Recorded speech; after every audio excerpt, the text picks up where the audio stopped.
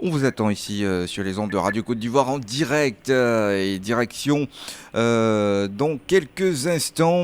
On part pour la localité de Zouaounien avec Monsieur Soumaoro Tiemoko. Allô, bonjour. Bonjour. Bienvenue, c'est Franck Olivier au microphone. Alors, vous nous parlez ce matin du prix du pain. Alors dites-nous, est-ce qu'il y a une modification ou qu'est-ce qui se passe? Oui, il y a une modification puisque on a l'habitude de payer le pain à 150. Oui. Nous nous retrouvons à 200 francs aujourd'hui. Nous ne savons pas pourquoi. Si on ne fait pas de la République de Côte d'Ivoire ou de la République de Libéria, on ne sait pas. Alors ce que j'aimerais vous dire, c'est que le prix du pain a connu certes une hausse de 200 francs, mais il le disait lors d'un communiqué, la baguette de pain à 150 francs existera toujours. Donc il y aura des pains de 150 francs et de 200 francs CFA. Alors dites-nous, il n'existe pas chez vous des pains de 150 francs CFA? Non, parce que aujourd'hui, au départ, c'était ça. Aujourd'hui, on nous dit ce qu'on avait l'habitude de payer à 150. C'est pas, ils n'ont pas réduit, ils n'ont pas remodifié. Puisque, d'abord même, zonien même là, le pain même n'a jamais été comme le pain des autres. Parce que quand tu payes un pain de 150 ici, quand tu sors de zonien par rapport à d'une année comme ça, quand tu vois les deux pains, ça n'a même pas à comparer. Et aujourd'hui, si nous sommes dans ces situations comme ça, là, nous sommes morts, parce qu'on ne sait pas. On a bien compris ce matin, hein. Vous nous dites qu'à Zouaounien, il n'existe plus le pain de 150 francs CFA, alors qu'il devrait bien exister le pain de 150 et le pain de 200 francs CFA. Merci à vous, Monsieur Soumaoro Tiemoko, qui nous appelait de Zouaounien, et on espère que votre voix sera entendue et que là-bas, on pourra homologuer les prix pour éviter qu'on ait sur le marché des pains de 200 francs CFA. Alors, on part à Buyo avec Monsieur Coré. Allô, bonjour. Bonjour monsieur. Bonjour monsieur Olivier. Merci d'être avec nous et de nous faire confiance sur Radio Côte d'Ivoire. Alors, vous nous parlez d'un problème de route ce matin. De route, vraiment, je vous parle de la route. Bio qui abrite le plus grand barrage de la Côte d'Ivoire et qui produit de l'électricité qui est vendue dans la sous-région, n'a pas de route. Les deux axes qui nous relient, Bio à Souvré et Issia, n'existent pratiquement pas. Et c'est pourquoi les élus locaux ont été obligés de demander l'apport financier à la population pour construire cette route qui nous relie à Issia. Au moment où je vous parle, les machines sont là-bas, avec l'effort de la population construire. La population qui est déjà pauvre, qu'on cotise pour construire la route de la nation. C'est aberrant. Monsieur Olivier. Oui, on vous écoute. Le président de la République, de son passage en 2015 à Souvré, nous a dit, je le cite, tous les chefs-lieux reliés, tous les chefs-lieux du département doivent être reliés par des bitumes. 7 ans après, nous ne voyons rien. Et nous sommes retrouvés dans l'obligation de cotiser, de construire notre route. Vraiment. Qu'avons-nous fait pour mériter ce sort? Merci de nous avoir appelé de dénoncer ce fait. Et non seulement on prend bonne note, mais je sais que l'État travaille pour vous et que vous allez bénéficier du vaste plan du président de la République pour que vous puissiez avoir le bitume chez vous. C'est vrai que vous nous dites que ça tarde, mais je sais que ça arrivera certainement. Ça arrivera pour le grand bonheur de tous, hein, et qu'un bon matin, vous allez nous appeler ici à l'antenne pour nous dire que tout va bien. Prenez juste votre mal en patience et la route qui précède le développement arrivera de votre côté pour ouvrir encore plus de perspectives au développement. Merci à vous. Monsieur Corré, série qui nous appelait de Buyot ce matin, oui, avec un tableau pas réluisant. On part à Transua avec monsieur Kofi François. Allô, bonjour. Oui, bonjour monsieur. Bienvenue sur Radio Côte d'Ivoire. Oui, mais merci beaucoup. Alors, dites-nous, quel est le problème avec l'école? Voilà, notre problème, c'est que c'est concernant les fonds que l'État veut donner au président du COJES pour le fonctionnement de l'école. Alors, parlez-nous de ce fonds et qu'y a-t-il comme problème? Voilà, le problème est que on a déjà ouvert nos comptes dans les banques, dans les petites banques, soit CEMEC et puis COPEC.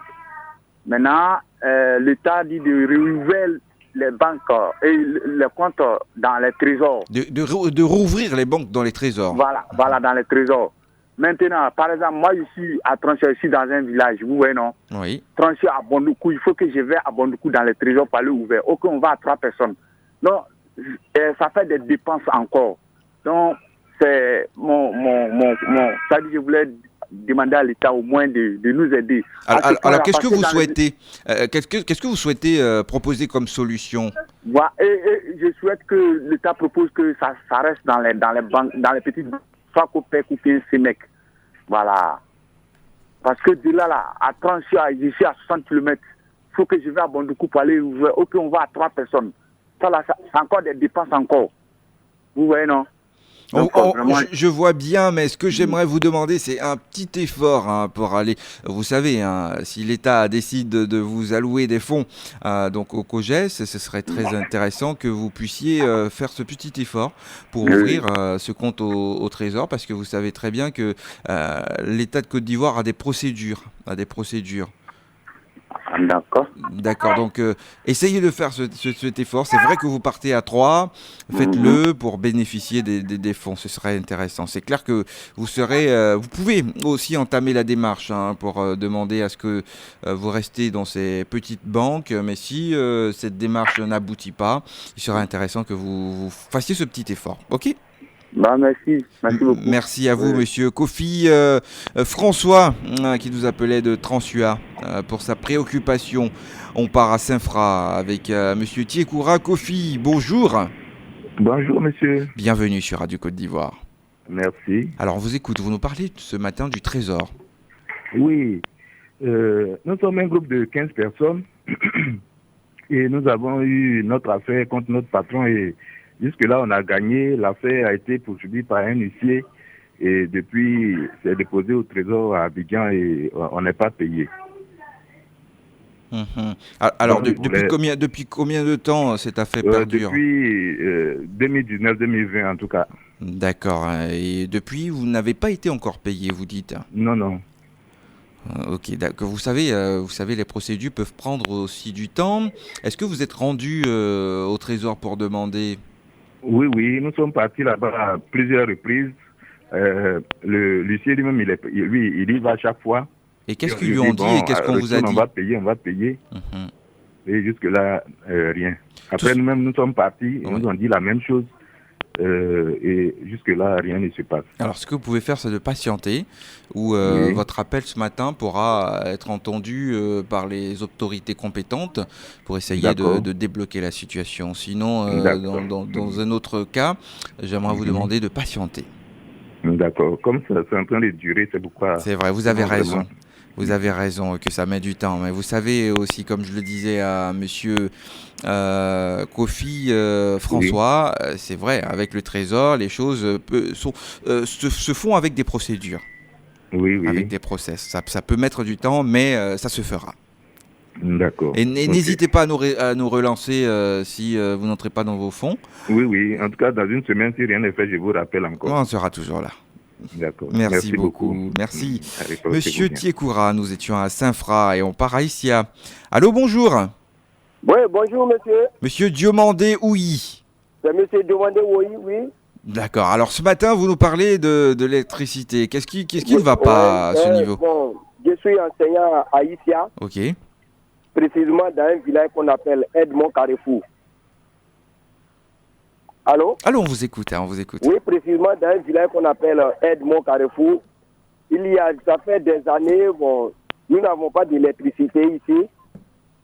Ça fait que les enseignants qui viennent enseigner ici, tout le monde s'en va. Nous sommes ici dans un groupe scolaire. Nous sommes que 6 enseignants seulement parce que tout le monde s'en va. Tout le monde s'en va. Alors, dites-moi, le village compte combien de personnes? Le village, bon, moi, dans mon école, actuellement, nous avons 380 élèves. Et troisième école aussi, ils ont 200 élèves avec 2 mètres. D'accord, ok. Ça veut dire que c'est... Au total, ici, il y a 3 collèges. Il y a 3 collèges qui sont ici. Et pas d'électricité. Il n'y a pas d'électricité. Donc, à cause de ça, les enseignants, quand ils viennent, quand ils sont titularisés, ils s'en vont. Ils demandent des affectations, c'est ça? Ils demandent des affectations. Actuellement, nous sommes 3 à l'école. Actuellement, nous sommes là. Il n'y a pas d'électricité, rien. Les poteaux électriques sont là. Maintenant, ils ont fait les branchements, mais il n'y a pas d'électricité depuis des années. Oh là là. Donc, j'appelle aujourd'hui les autorités compétentes qui ont confié ce travail à des particuliers là. Ils n'ont pas venu terminer le travail. Ils n'ont pas fait. Ils ont déployé les poteaux électriques. Ils sont partis.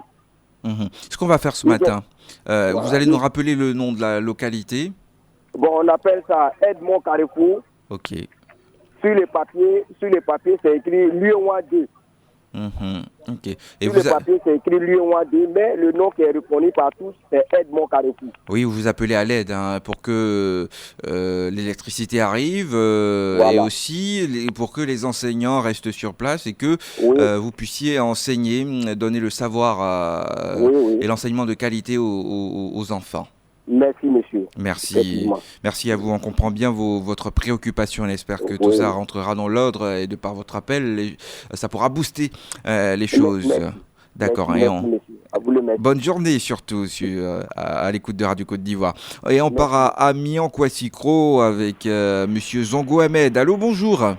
Bonjour à Franck Olivier Kwadjo. Bienvenue bonjour à toute l'équipe de Radio Côte d'Ivoire. Oui, ils sont tous là pour vous.